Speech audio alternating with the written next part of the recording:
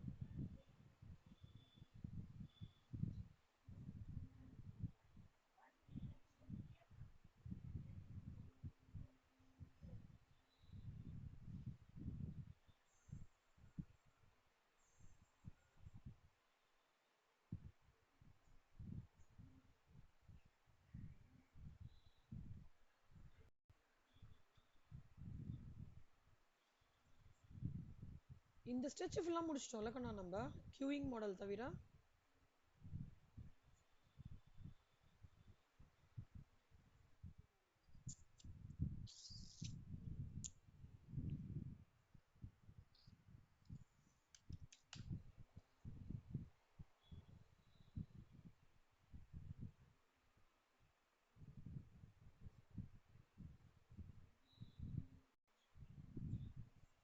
Simplex method இது வரைக்கும்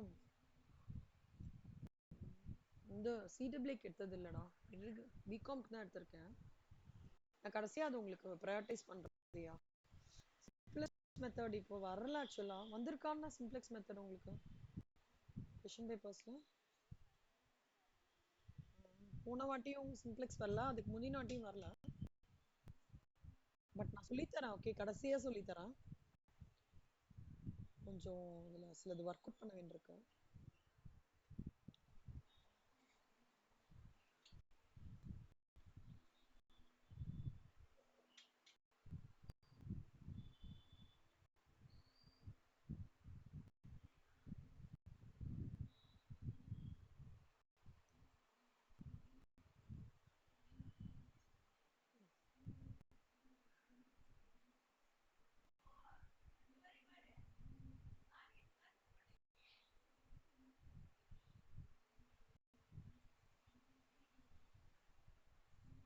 எந்த சம்ஸ்லாம் உங்களுக்கு தெரியும் சொல்லுங்க பார்க்கலாம். இதுல ஆல்ரெடி உங்களுக்கு தெரிஞ்ச சம்ஸ் இதெல்லாம். ஃபர்ஸ்ட் கீர்த்தனா சொல்லுங்க. கீர்த்தனா, எதுல இருந்து உங்களுக்கு டவுட் கண்ணா?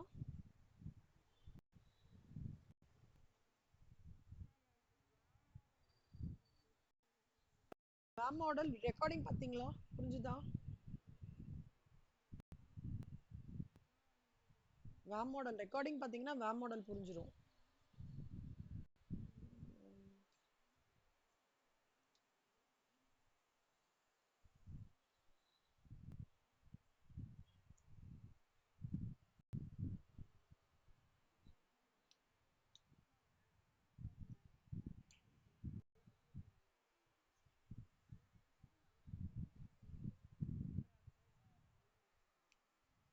ஒரே மாதிரி தான் இருக்கு. நமக்கு கொஞ்சம் அட்வான்ஸ்டு. அது வேம் மாடல் அதெல்லாம் பார்த்துட்டு செல்லம். அது வாட்டி வந்து இது டைப் 1 மாடல்ரா. ஓகே, புக்ல இருக்கிறது டைப் 1 இருக்கு, டைப் 2 இருக்கு, டைப் 3யும் இருக்கு. அந்த மாதிரி இருக்கு. இதுக்கெல்லாம் ஃபுல் ஒர்க்கிங் பண்ணேன் நான். ஃபர்ஸ்ட் நீங்க ஒண்ணு பண்ணுங்க. அப்போ அந்த வீடியோ ரெக்கார்டிங் ஃபுல்லா கேளுங்க வேம் மாடலுக்கு. ஓகே, அப்புறம் நான் இந்த சம்ஸ் எல்லாம் எடுக்கணும் உங்களுக்கு. அப்புறம் தான் எடுக்க முடியும்டா. என்ன ஆப்டிமாலிட்டி டெஸ்ட் ஒன்று இருக்கு. டீஜென்ரசின்னு ஒண்ணு இருக்கு, நான் டீஜென்ரசின்னு ஒண்ணு இருக்கு. சரியா? அதுக்கப்புறம் இந்த சம் பெரிய சம். அது தெரிஞ்சாதான் நான் இது போட முடியும். இப்போ U1 U2 எல்லாம் இருக்கு, பெரிய சம். அது எக்கச்சக்கமா ஆப்பர்ச்சுனிட்டி லாஸ் கண்டுபிடிக்கணும், அந்த மாதிரிலாம் இருக்கு. கொஞ்சம் நீங்க அந்த பாத்துறீங்களா இன்னைக்கு உட்காந்துட்டு? நான் எடுக்கவா இன்னைக்கு? கொஞ்சம் மேம் பார்த்துட்டீங்களா மறக்காம? ஓகே. ஜெராக்ஸ் காப்பி எடுத்துட்டீங்களா? Corporate accounting module 2. Okay. Keerthana நீங்க? செல்லம்மா இன்னும் ஹார்ட்லி ஒரு 4 கிளாஸ் 5 கிளாஸ் தான்டா இருக்கும். அதனால கொஞ்சம் கரெக்டாக அட்டன் பண்ணிடுங்க. அதுக்கு மேலே அது அதுக்கு மேலே அது முடிச்சுட்டுவேன் நான். சிலபஸ் ஓவர் ஆகிடுப்பேண்ணா. நல்லா கரெக்டாக அந்த கிளாஸ் அட்டன் பண்ணிடுங்க. அப்புறம் நம்மளுக்கு ரிவிஷன் கண்டினியூஸ் ரிவிஷன் இருக்கும். ஓகே, ரிவிஷன்லாம் கரெக்டாக பண்ணுங்க.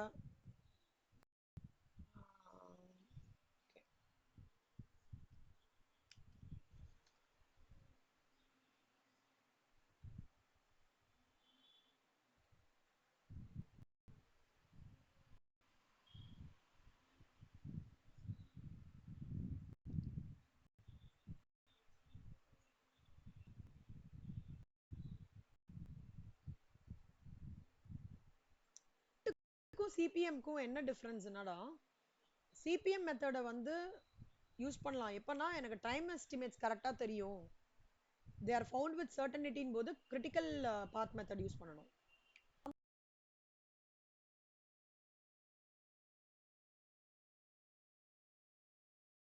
இப்படியும் போகலாம். என்னம்மா சொல்லுமா? பிரேக் ஆகுதா? ஓ.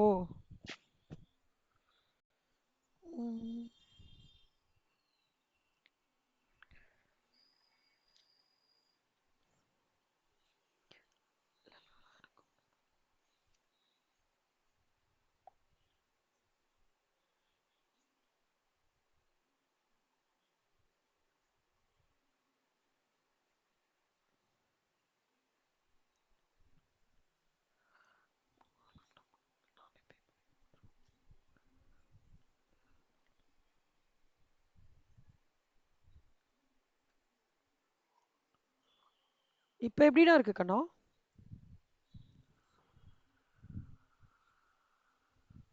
இப்ப எப்படி இருக்கு? இப்ப கேக்குதாடா? இப்ப கேக்குதா? ஹலோ, இப்ப கேக்குதா? Hello hello.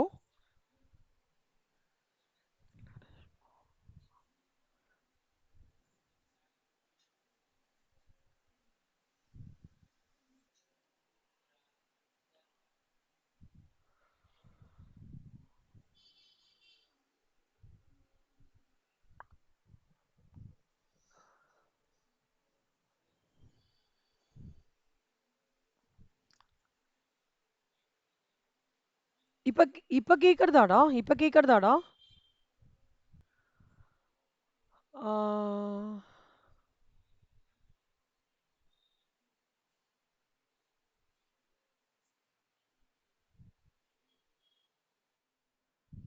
Program evaluation and review technique. CPM stands இப்ப கேக்குறதா? நல்லா பிரேக் ஆகுதா? ஓகே. Critical path method. சிபிஎம்னா கிரிட்டிக்கல் பாத் மெத்தடு. PERTன்றது program evaluation and review technique. CPM எப்போ யூஸ் பண்ணணும்னா, எனக்கு என்னோட டைம் எஸ்டிமேட்ஸ் வந்து they are found with certainty அப்படின்னா சிபிஎம் யூஸ் பண்ணணும். PERT எப்போ யூஸ் பண்ணணும்னா, when my time estimates are uncertain அப்பனா PERT யூஸ் பண்ணணும். புரியுதா? அது ஓகேவா இந்த பாயிண்ட்? PERTன்றது வந்து நான் ரெபெட்டிட்டிவ் ப்ராஜெக்ட்ஸ், அதாவது ரொம்ப ஒன் டைம் ப்ராஜெக்டா வரும்டா நம்மளுக்கு, அடாக் மாதிரி வரும். அது அப்போ PERT யூஸ் பண்ணுவோம். சிபிஎம்ன்றது ரெபெட்டிட்டிவ் ப்ராஜெக்ட்ஸ். சிபிஎம்ன்றது ரெபெட்டிட்டிவ் ப்ராஜெக்ட்ஸ். ஓகே. PERTல வந்து உங்களுக்கு அங்கே தான் வந்து இந்த most optimistic, most pessimistic, most likely event, அந்த மாதிரி ஒரு டிஃப்ரென்ஸ் டிஃப்ரெண்ட் க்ரைட்டீரியாவில் நம்ம PERT ஒர்க் அவுட் பண்ணுவாங்கண்ணா. ஏன்? டைம் நம்மளுக்கு தெரியாது, எஸ்டிமேட் வந்து சர்டைனா இல்லை, அதனால. புரிஞ்சுதா? வேற சிபிஎம் வந்து டைம் எஸ்டிமேட்ஸ் கிளியரா இருக்கிறதுனால நம்மளால அக்யூரேட்டா பண்ண முடியும். PERT வந்து is aligned with event beginning or ending points of operations. CPM is concerned with activity. Event வேற activity வேற இருக்கணும். ஓகேவா? சம் போடும்போது உங்களுக்கு இன்னும் டீட்டெயில்டா புரியும். சரியா? அதே மாதிரி சிபிஎம் பொறுத்த வரைக்கும் டைமுக்கும் காஸ்ட்டுக்கும் ஒரு ரிலேஷன்ஷிப் இருக்கு. PERT பொறுத்த வரைக்கும் டைமுக்கும் காஸ்ட்டுக்கும் ரிலேஷன்ஷிப் கிடையாது. புரியுதா? You're able to understand the differences.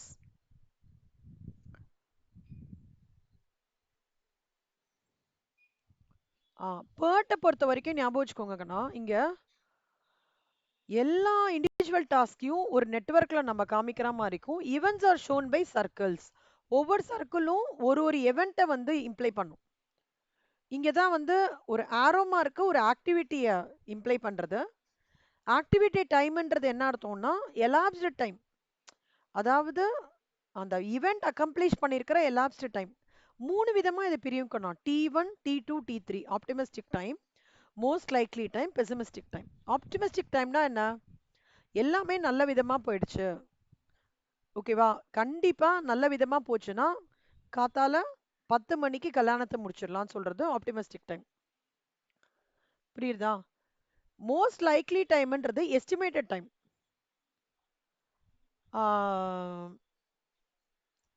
கண்டிப்பா எல்லாமே நல்லபடியா போயிடும்.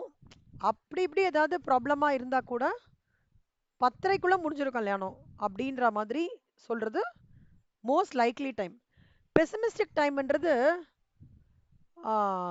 பயங்கரமா மழை வரப்போகுது, ஓகேவா, சாஸ்திரிகளே வரவே இல்லை அப்படின்னா என்ன அர்த்தம்னா மெஜாரிட்டி டைம் 11:15க்குள்ள முடிஞ்சிடும் அப்படின்னு சொல்றது பெசிமிஸ்டிக் டைம். புரியுதா உங்களுக்கு?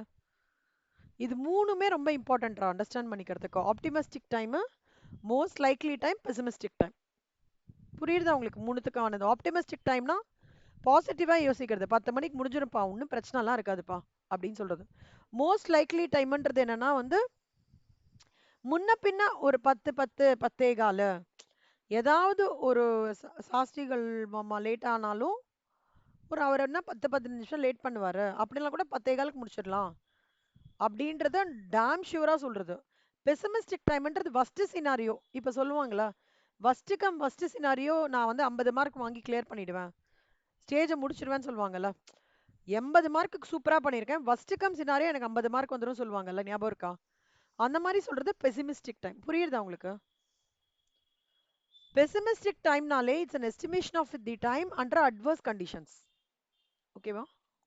adverse conditions. See, இப்போ t is equal to t1 plus 4t2 plus t3 divided by 6. tன்றது best estimator of time out of several estimates. best estimator of time. And the variance வந்து is given by வேரியன்ஸ்னாலே ஞாபகம் வரும்ல சொல்லமா, square பண்ணுவோம்ல. Variance 36னா standard deviation என்ன?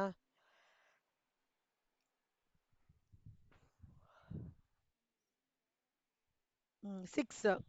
Variance 25னா standard deviation 5. கரெக்டா? The next step is to compute the critical path and slack time. அவ்வளவுதான்.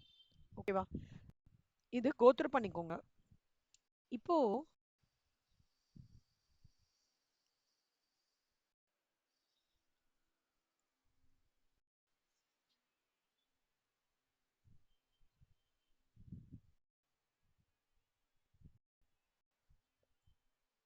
செல்லம் சவுண்டா இருக்குடா, மியூட் பண்ணிக்கோங்க.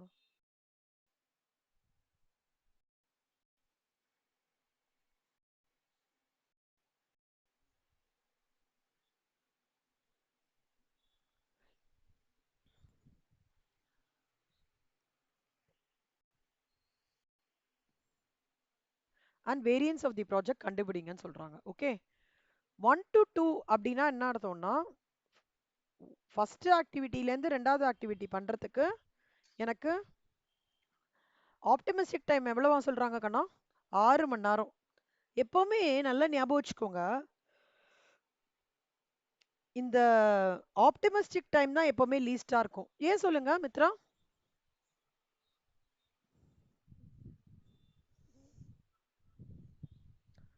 என்னடா தூக்கம் வருது எல்லாருக்கும்? லீஸ்டா இருக்கும். ஏன்?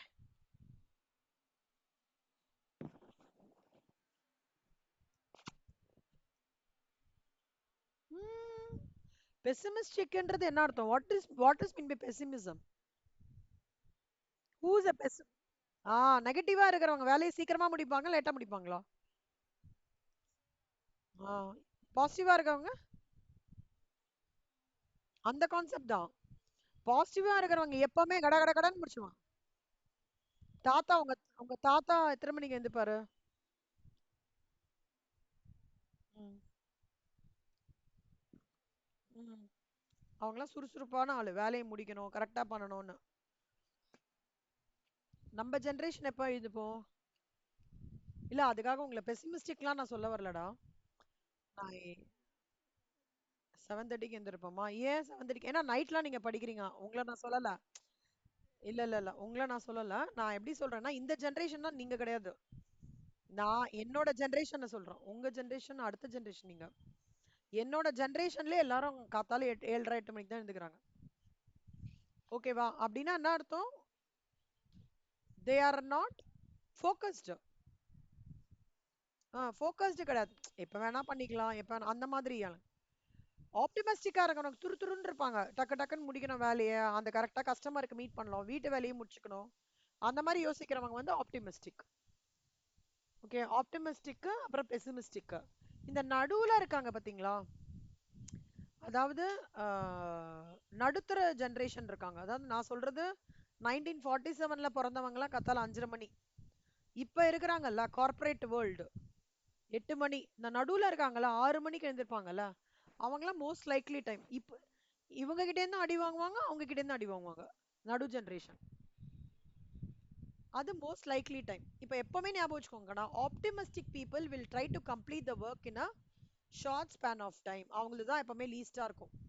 Pessimistic people will like to procrastinate their work as much as possible and will always give a maximum deadline of completing it. அது ஜாஸ்தியா இருக்கும். நடுவுல இருக்கிறவங்க தான் மோஸ்ட் லைக்லி டைம். புரியுதா? மறக்க மாட்டீங்களே. பர்ட் இப்படி படிச்சீங்கன்னா நல்லா புரியும்டா ஆக்சுவலா. அதனால தான் நான் சொல்றேன். உங்க ஜென்ரேஷன்லாம் எடுத்துக்காதீங்க. உங்க ஜென்ரேஷன் எல்லாருமே நல்லா ஃபோக்கஸ்டா படிக்கிறீங்க, அதை எடுத்துக்காங்க. நான் சொல்றது எங்க ஜென்ரேஷன். இப்ப பாருங்க கண்ணா, இங்க என்ன சொல்றாங்கன்னா, ஃபர்ஸ்ட் ஆக்டிவிட்டிக்கும் செகண்ட் ஆக்டிவிட்டிக்கும் ஒரு ஆப்டிமிசமான இருக்கிற பர்சனுக்கு 6 மணி நேரம், மோஸ்ட் லைக்லி பர்சன் 9 மணி நேரம் சொல்றான், பெசிமிஸ்டிக் பர்சன் 12 மணி நேரம் சொல்றான். எக்ஸ்பெக்டட் டைம் டோட்டலா அப்படின்றதுக்கு பேர்ட்டோட ஃபார்முலா என்ன சொல்றதுன்னா, optimistic time plus most likely டைமுக்கு வந்து most likely time into 4 plus pessimistic time divided by 6. Formula use பண்ண சொல்லும். எக்ஸ்பெக்டட் டைம் இது புரியுறதா? இங்க பாருக்கண்ணா, 6 பிளஸ் ஃபார்முலா, இங்க இருக்கிற ஃபார்முலாவை அப்ளை பண்றேன். 4 இன்டு 9 பிளஸ் 12 எவ்வளோ? 54. 6ஓட டிவைட் பண்ணமா, ஸோ எவ்வளோ கிடைக்கிறது? 9. இந்த ஸ்டெப் புரியுறதா? டவுட் இல்லையே? ஓகே, இப்போ இந்த வேல்யூ இருக்குல்லடா, 6ன்ற வேல்யூ இருக்குல்ல, இதை டிவைடட் பை 6 பண்ணிக்கோங்க. 6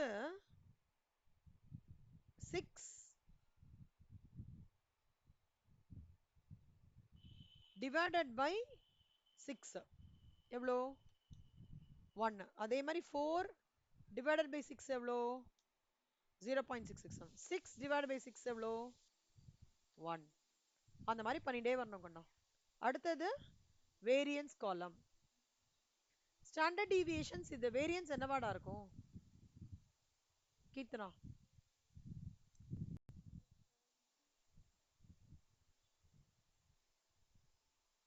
this into this, correct. this into this, புரியுதா?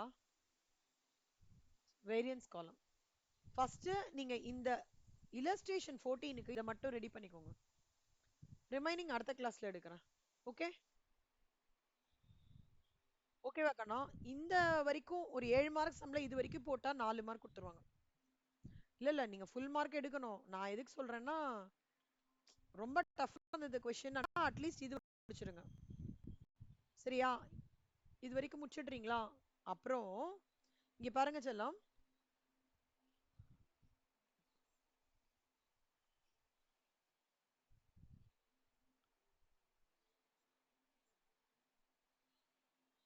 இதுல வந்து நீங்க என்ன பண்ணணும்னா கண்ணா,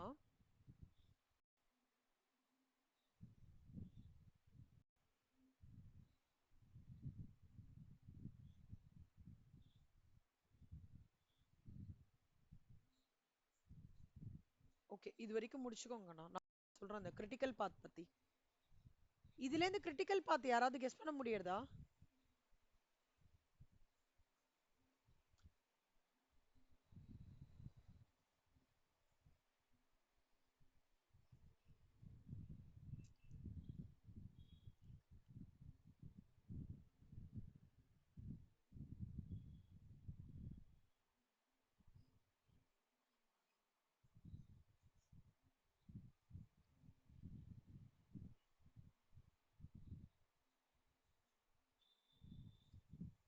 ஹலோ, கட் ஆயிடுச்சா?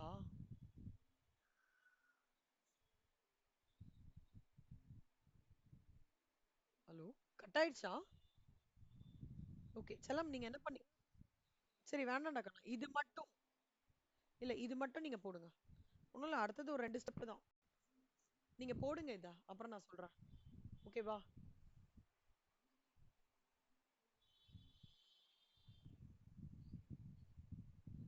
ஃபர்ஸ்ட் இது தரவாயிடுங்கடா. இது தரவாயிட்டீங்கன்னா 50% ஆஃப் சம் முடிச்ச மாதிரி. எல்லாத்துக்குமே சொல்றேன். ஓகேவா? நீங்க அதை முடிச்சிடுங்க. இன்னைக்கு எவ்வளவுதான் கிளாஸ். வேற ஏதாவது டவுட் இருக்காடா இதுல? நீங்க ஒர்க்கிங்ல?